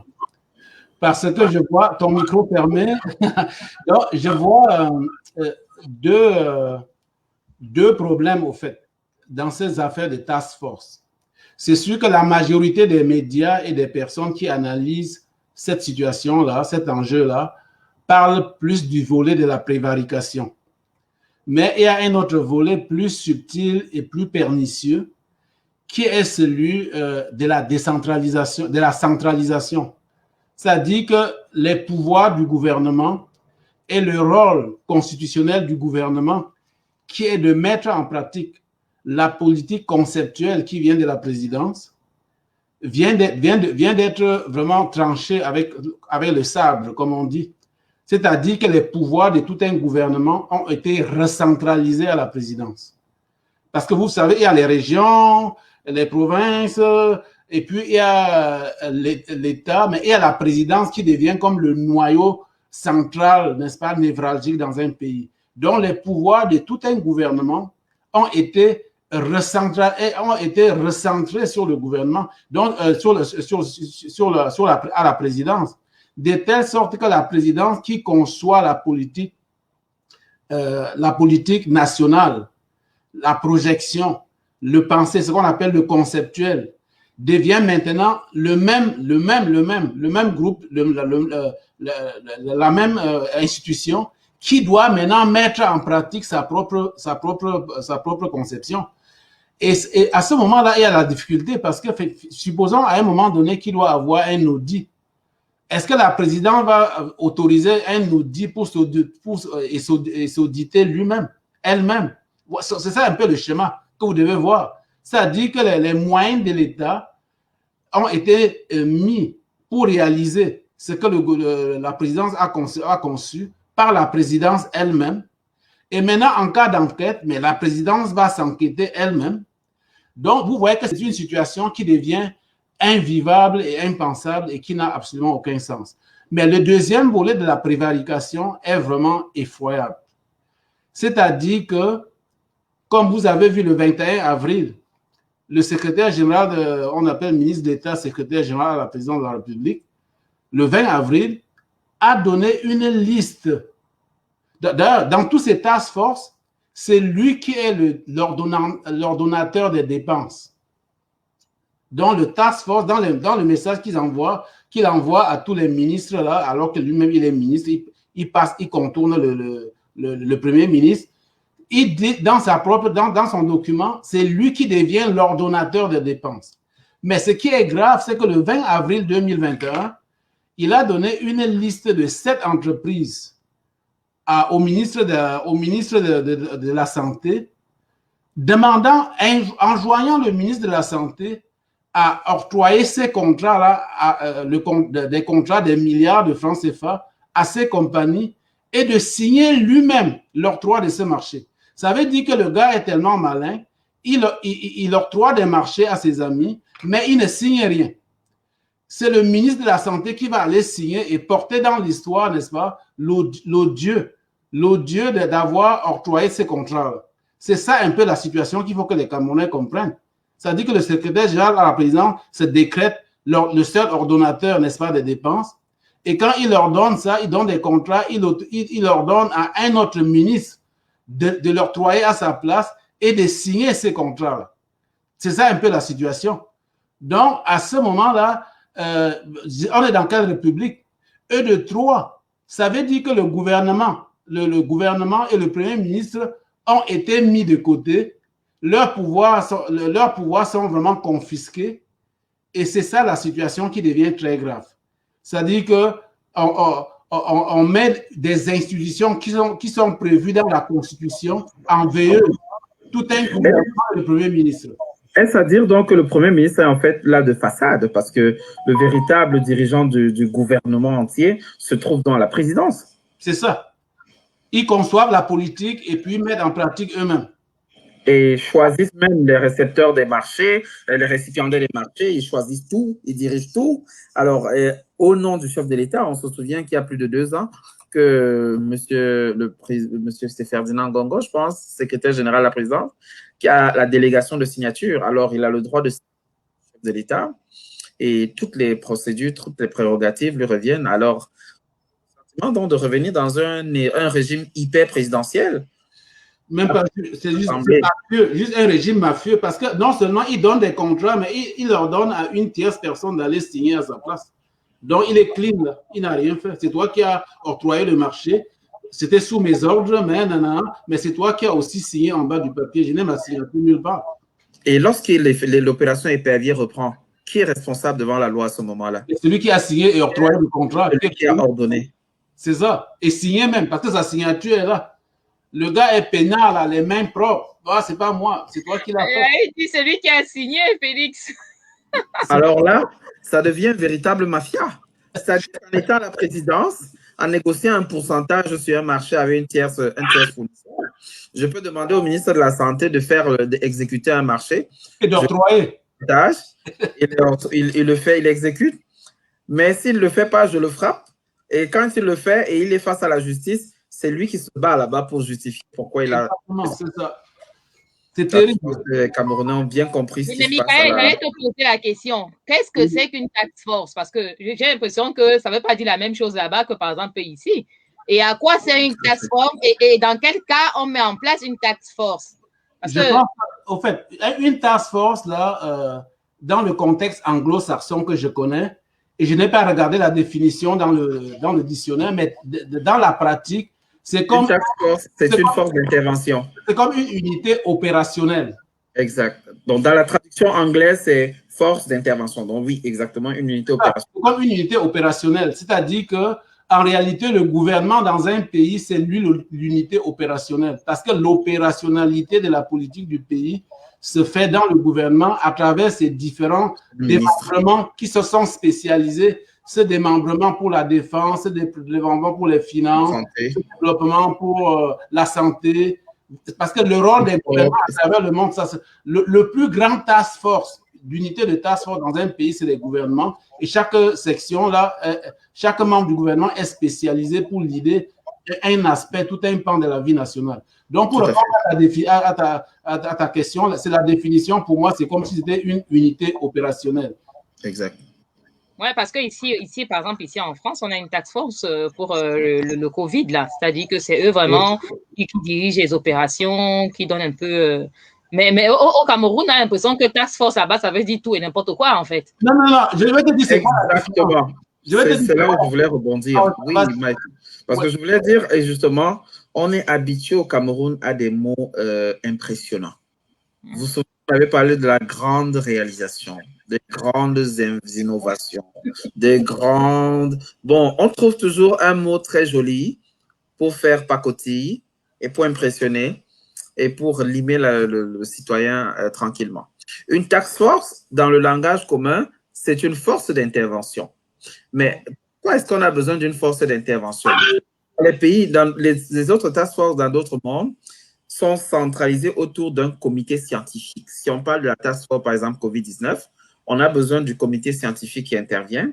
On a besoin de l'armée également pour le transport de certains effets, pour la sécurité de certains... On a besoin de plusieurs personnes et de mettre les forces ensemble. Mais dans le cas du Cameroun, une task force, c'est un gouvernement virtuel, en fait. C'est comme si le gouvernement en place ne sert quasiment plus à rien. Et c'est ce nouveau gouvernement virtuel qu'on vient greffer au-dessus du gouvernement qui prend toutes les décisions et les autres ne deviennent que des exécutants. C'est pour ça que Michael parlait tout à l'heure d'un nouveau gouvernement hyper centralisé à la présidence. Parce que la gestion de la task force est à la signature du secrétaire général de la présidence. Et donc, ça devient un cumul de fonctions, ça devient un hyper pouvoir centralisé autour d'une et même personne. Vous savez, qui a renvoyé M. Nyamding du côté du Grand Nord. Vous savez, quand vous êtes puissant, c'est aussi ça. Donc, je dis comme ça, bonsoir au professeur Nyamding, qui a les bons souvenirs de la task force, qui a osé s'attaquer à la task force et les jours qui ont suivi, il a été interpellé par le CED. Vous voyez que toute la machine gouvernementale est au service de la task force, qui est en fait un gouvernement virtuel au-dessus du gouvernement en place. C'est pour ça que Michael disait que le Premier ministre n'a aucun pouvoir, mais alors vraiment aucun pouvoir. Et au fait, le controverse devient grave en réalité. La quintessence, pourquoi les gens se plaignent, ce n'est pas qu'on ait fait un task force. C'est pas ça. Parce que si on fait un task force et c'est au niveau et c'est localisé au niveau du gouvernement et non à la présidence, c'est tout à fait normal. Même une compagnie peut faire son task force pour une situation donnée. Exact. Mais le problème, c'est qu'il y a eu un task force, alors que normalement, tu verras qu'en France, ce task force-là reste au niveau du gouvernement. Donc, on pourrait faire un task force avec des civils qui se joignent, mais c'est sous le leadership du gouvernement et non de la présidence. Donc, finalement, cela est devenu comme une confiscation des pouvoirs régaliens du gouvernement qui sont prévus dans la Constitution. Donc, ce n'est pas vraiment la Constitution du task force qui fait problème, c'est là où le task force est logé qui fait problème. C'est ça la situation. Là où il a élu domicile. Exactement. Si était resté au gouvernement, c'est tout à fait normal que le gouvernement s'assoie pour dire que, regarde, comme le problème est multiministériel, ça touche le ministère de la Sécurité, de la Santé, des Finances, on peut faire un groupe tactique opérationnel qui va puiser dans tous ces différents ministères, ou même des civils, ou d'autres spécialistes, même privés, tout ça. Et puis, le gouvernement, dans son rôle régalien de déployer le côté opérationnel de la politique du pays, va gérer cette task force. Personne n'aurait jamais levé le doigt parce que dans tous les pays du monde, ça se fait. Mais si ça devient une excuse pour confisquer les pouvoirs du gouvernement et les délocaliser à la présidence. C'est ça le problème qui se pose. Merci beaucoup, Michael. Alors, Eva, est-ce qu'il y a des questions auxquelles nous devons encore répondre? Mais Michael a été, comme d'habitude, très brillant. Il a répondu à toutes les questions. Hein? Oui. Le démocrate. C'était très brillant, comme d'habitude. C'est génial. Le démocrate. Ah, mais merci. Vous m'encouragez. Moi, je dis juste simplement ce que je peux dire. Hein. Tu sais que pour la révolution au Cameroun, quand on dit révolution, l'état des droits chez nous, on s'improvise tout. On s'improvise danseur, journaliste, pâtissier, tout ça. Un jour, là, si on lève la pandémie, s'il n'y a pas de pandémie, s'il fallait aller même au parc faire les barbecues et vendre pour aider la situation de notre combat, on le ferait. Ben, nous sommes tous polyvalents. Hein. On fait des choses qu'on n'aurait jamais imaginé faire. Hein. Mais pour la lutte... C'est sûr que je ne suis pas journaliste, mais je m'improvise, je lis sur le sujet et je dis honnêtement ce que je sais. Et même aussi, vous faites bien. Tu ne sais pas, quand tu discutes, tu prends ta position, personne ne peut te tasser de cet endroit-là. C'est très bien. Tu prends ta ligne et tu défends solidement. Et puis, Félix, voilà. Aussi, explique, c'est clair, c'est comme le professeur. À force de faire des choses, nous, on s'améliore. Ça veut dire qu'on peut apprendre. Donc, pour être président de la République, on n'a pas besoin d'être comme Franck Biya qui va aller parce qu'il a été dans telle présidence à travers le monde, il est dans le couloir du pouvoir. Non. Il a vécu toute sa vie à la présidence. Exactement. N'importe quel Camerounais, n'importe quel coin du pays va apprendre comme son père l'a appris, comme Aïdjo qui n'avait que son diplôme d'école primaire à sa façon.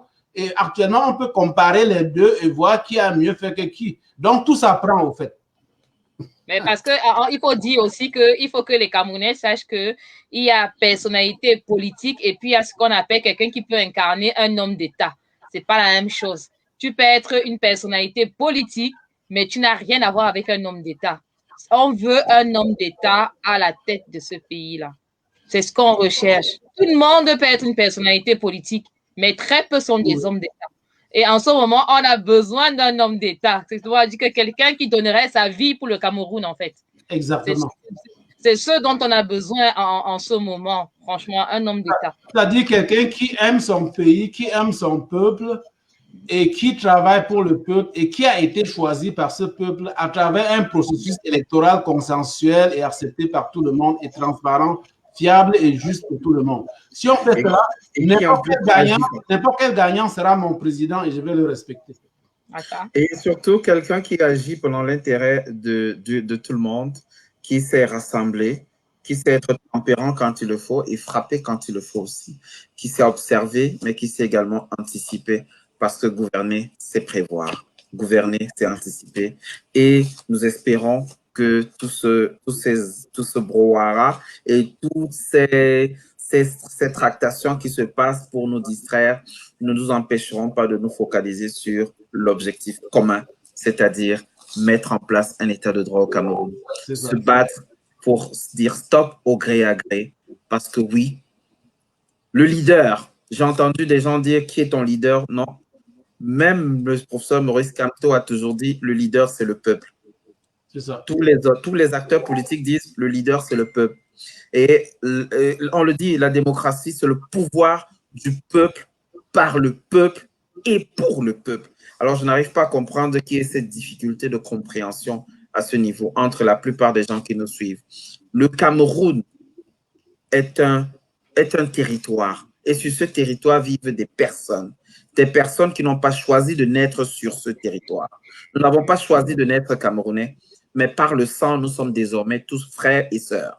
Et à travers ce sang, à travers cette patrie, à travers cette nation, ce champ nationaliste, notre haut Cameroun, devons nous défendre l'intérêt du peuple camerounais. Parce qu'une seule personne, si elle meurt, on aura l'impression d'avoir perdu le combat. Mais si on se bat pour un peuple ne mourra jamais au total. Parce qu'après les uns, il y a les autres. Et ensemble, nous nous battons pour l'avènement d'un véritable Cameroun, d'un véritable état de droit. Merci pour la leçon, Eva. Nous l'avons bien retenu aussi. Merci, Michael, pour ta justesse d'analyse et pour la pertinence de tous les éléments que tu as bien évoqués. Désormais, on écoutera RFI et on ira plutôt à 180 degrés, comme le disait Agnès Lenji tout à l'heure. Merci, Martin Dongeyebe. Merci, Aristide Ngamsou. Merci, Cédric, architecte. Aristide Ngamsou, Julien Justice est là, Agnès Lenji. Ils sont nombreux. Carly Seul qui a été bloquée pour des propos malveillants. Marie Bifaga, bon, parce que c'est aussi ça, United, c'est aussi le respect des uns et des autres. John Agüe qui a été également bloqué pour des propos malveillants et les têtes de mort.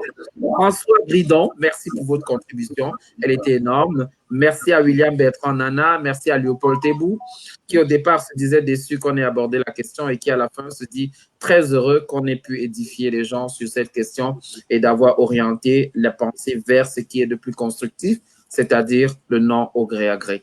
Merci Cédric Kemgo, merci Henriette Laborda, merci Sidoine, la mère des garçons, merci à tous les auditeurs qui ont réagi ce soir. Vous avez été très nombreux, Cédric Raoul, et vous avez été très nombreux, très nombreux. Alors, je vous dis merci à tous. Alors, Eva, un mot de fin. Tout seigneur, tout honneur aux dames. Un mot de fin. Écoutez, j'ai été ravie d'être avec vous encore une fois de plus ce soir. C'était génial, très intéressant, très instructif. Et merci à tous ceux qui sont restés avec nous jusqu'au bout, quoi. Même ceux qui sont partis avant, c'est pas grave. Mais c'était super. J'espère pouvoir avoir assez de force pour le faire plus souvent parce que c'était vraiment... C'est vraiment génial. Parce qu'effectivement, jeudi prochain, je risque de ne pas pouvoir être là, même pas pour une partie, parce que pour des raisons très personnelles. Mais sachez que je vous porte très fort, très fort, et je vous reviendrai dès que possible et dans les meilleures conditions. Je pense que Michael également voulait dire un mot à la fin. Non, vous avez dit tout l'essentiel. Tout ce que je peux dire, c'est que restons mobilisés, ne laissons pas notre résistance être divisée. Moi, je pense que quel que soit le sujet qui arrive, on peut discuter, avoir des points de vue différents et je pense que même cette affaire d'audit, tout le monde peut être d'accord, mais il faudra qu'au-delà de ça, on ressoude les rangs et on se bat pour l'état des droits chez nous. Merci beaucoup. Alors, merci aussi à Protrude Paola, à Serge Siakam qui était là, à Godebille, à Patrick Raoul, à Agnès Lendi, Motamossi, Ulrich de Ganzo et tout le Don Quata ici présent et Fried Laporte que je n'oublie pas. Merci Ulrich de Ganzo depuis l'Afrique du Nord. Bonne soirée à tous. Bonne soirée, chers auditeurs. Et nous vous laissons avec cette musique sur laquelle nous n'avons aucun droit. Cette musique